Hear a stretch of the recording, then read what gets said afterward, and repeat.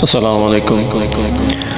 तारीख़ पंजाब में आज हम महाराजा रंजीत सिंह की अजीम सल्तनत के ज़वाल की दास्तान की किस्त नंबर 3 की तरफ बढ़ते हैं कि कैसे कशमकश इक़्तिदार में सल्तनत का ख़ात्मा हो गया। हीरा सिंह ने इंतकाम में बेशुमार संदना वालों को कत्ल किया। हीरा सिंह शेर सिंह का बेटा था और शेर सिंह को कत्ल कर दिया गया था। इस कत्ल का इंतकाम लेने के लिए शेर सिंह के बेटे हीरा सिंह ने इंतकाम में बेशुमार संदना वालों को कत्ल किया और सीधा फ़ौज के हेडक्वार्टर बुद्धू के आवे पहुंच गया।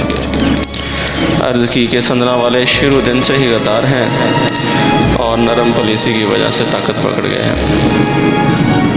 अगर इसे वज़ीर आज़म बनाया जाए तो वो इनको संभाल लेगा और साथ ही वो सिपाही की तनख्वाह 9 रुपये से बढ़ाकर 12 रुपये, घुड़सवार की 30 रुपये माहवार कर देगा।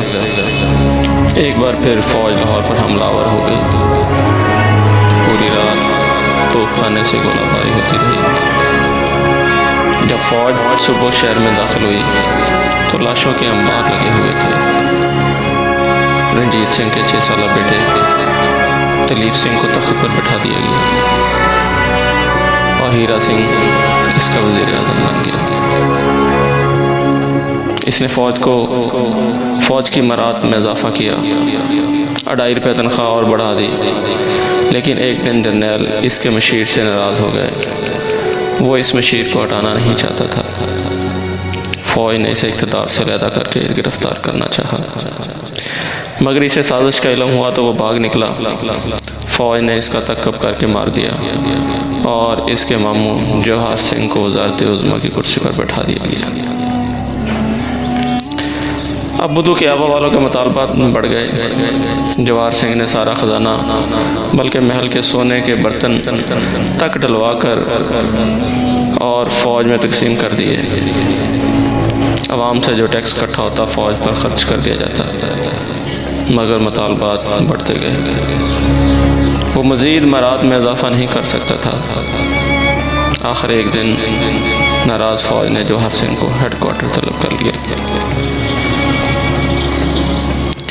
जवाहर सिंह की बहन रानी महारानी जिंदा कौर रंजीत सिंह की बहुत ही प्यारी बीवी थी।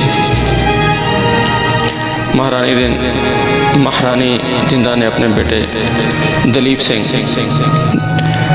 जिसको इक़्तिदार दिया गया था, साथ लेकर सिफारिश के लिए बुद्धू के आवा पहुंची।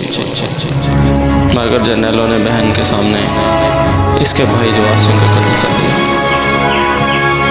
आप रानी जिंदा की बेबसी देखिए कि जिसका बेटा हुक्मरान था, जिसका खामन कश्मीर से लेकर अफ़गानिस्तान और चीन तक और सारा पंजाब उसके ज़ेरे तसल्लुत था, उसके भाई को उसके सामने ही कत्ल कर दिया गया।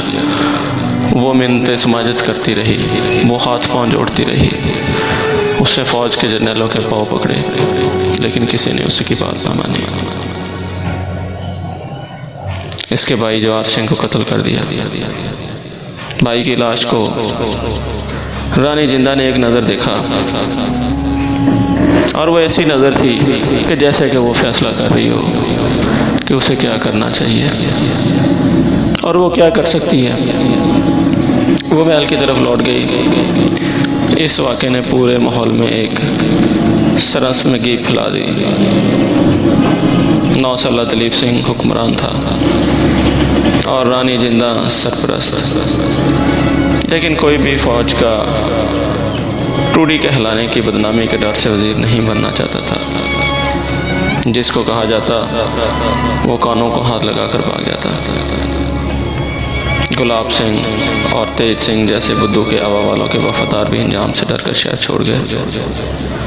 कमसन दलीप सिंह को कुछ नामों की पर्चियाँ दी गई और इनमें कुर्रा निकालकर ज़बरदस्ती लाल सिंह को वज़ीर आज़म बना दिया गया। नाज़रीन, ये वो हालात थे जिनमें दलीप सिंह हुक्मरान था। बुद्धू के आवा से फ़ौज का जवान एक सिख फ़ौजी वहाँ से चलता लाहौर शहर में दाखिल होता। वो अपनी ज़रूरत की जितनी भी चीज़ें वहाँ से दुकानों से हासिल करता, लेकिन उसका मुआवजा अदा नहीं करता था और डरे सहमे लोग उससे मुआवजा तलब भी नहीं करते थे। हाँ, अगर कोई हिम्मत करके उस फ़ौजी से उस सामान का मुआवजा तलब करता तो या तो वो कत्ल कर दिया जाता या फिर उस पर इतना तशद्दुद किया जाता कि दोबारा इस काबिल ही न रहता। फ़ौजियों की टोलियाँ निकलती, शहर में दाखिल होती और सामान वगैरह लेती, ज़बरदस्ती सामान वगैरह लेती और लेकर चली जाती। किसी की हिम्मत नहीं थी कि उनको रोक सके। टैक्स इतने बढ़ा दिए गए, लोग परेशान थे, डरे हुए थे, सहमे हुए थे और दुआएं कर रहे थे कि इस हुकूमत का ख़ात्मा हो जाए किसी तरह से। नाज़रीन, ख़जाना खाली हो चुका था, तोशा खाना के बर्तन बेचे जा चुके थे, लेकिन बुद्धू के आवा में बैठी खालसा फ़ौज के मुतालबात बढ़ते जा रहे थे। रानी जिद्दा के पास जर्नैलों की ब्लैकमेलिंग से निजात का एक ही रास्ता था, खालसा फ़ौज को अंग्रेज़ फ़ौज से भी साथ लड़ा दिया जाए। और रानी जिंदा ये बेहतर सोच रही थी, वो समझती थी कि इसी में निजात है। खालसा फ़ौज को अंग्रेज़ी फ़ौज के साथ लड़ा दिया जाए। प्रोपेगेंडा का वो तरीका जो खालसा फ़ौज ने सबसे पहले खुद खड़क सिंह के ख़िलाफ़ इस्तेमाल किया, रानी जिंदा ने खुद इनके ख़िलाफ़ इस्तेमाल करना शुरू कर दिया। नाज़रीन, मैं यहाँ ये भी बताता चलूँ कि रानी जिंदा बहुत ही ज़हीन ख़तून थी। महारानी जिंदा और माई जिंदा के नाम से भी इसकी शोहरत पूरे पंजाब में थी।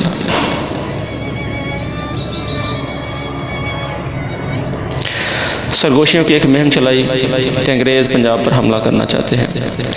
आम सिपाही को अंग्रेज़ की ताकत का बिल्कुल अंदाज़ा न था। इसे तो सिख कौम की अज़मत के नाम पर मरने मारने के लिए तैयार किया गया था, लेकिन जर्नैलों की बखूबी अंदाज़ा था कि मुकाबला बहुत मुश्किल है, इसलिए वो लड़ना नहीं चाहते थे। इन्होंने बहुत मुखालफत की, लेकिन रानी जिंदा ने सिखों की अज़मत का परचम उठाया और प्रोपेगेंडा आम फ़ौजियों तक फैला दिया। अब बुद्धू के आवाम बैठे हुए जर्नैलों के लिए कोई रास्ता नहीं बचा था। रंजीत सिंह की बनाई हुई ताकतवर खालसा फ़ौज जब लड़ने निकली, अवाम ने जिसका इन्होंने पहले ही बरकस निकाल दिया था, वो पहले ही अपनी फ़ौज के साथ खड़े नहीं थे। वो पहले ही दुआएं मांग रहे थे कि किसी तरह इस हुकूमत का ख़ात्मा हो जाए। वो पहले ही ये दुआएं मांग रहे थे कि किसी तरह अंग्रेज़ इस पर मुसल्लत हो जाए, क्योंकि जितना जुल्म सितम वो इसके हाथों बर्दाश्त कर रहे थे, वो मज़ीद इस जुल्म को बर्दाश्त नहीं कर सकते थे। अवाम ने इनका साथ न दिया। पहली ही जंग में 8000 मारे गए। तारीख ने मार्शल कौम होने का दावा भी बातिल कर दिया। 6 फुट ऊंची और दराज का सिखों को शिकस्त देने वाली अंग्रेज़ी फ़ौज में भर्ती होने वाले बंगाली और मद्रासी थे, जिनके छोटे कदों को देखकर सिख तमस्खर उड़ाया करते थे। खालसा फ़ौज वहाँ से यूँ भागी, ऐसे भागी कि टोलियों में बिखर गई।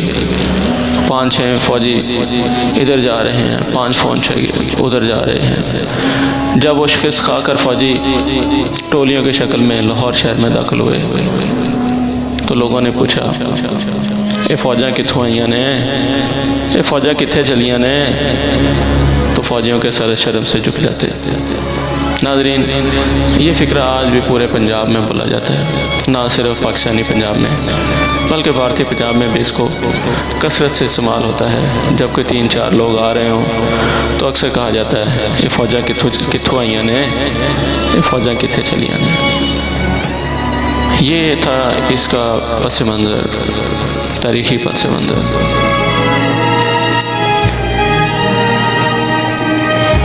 इस किस के बाद ना रंजीत सिंह की सल्तनत बाकी रही और ना ही जनरल मैचोरा की फ़ौज। नाज़रीन, अगली दफ़ा एक नई तारीख़ के साथ हाज़िर होंगे।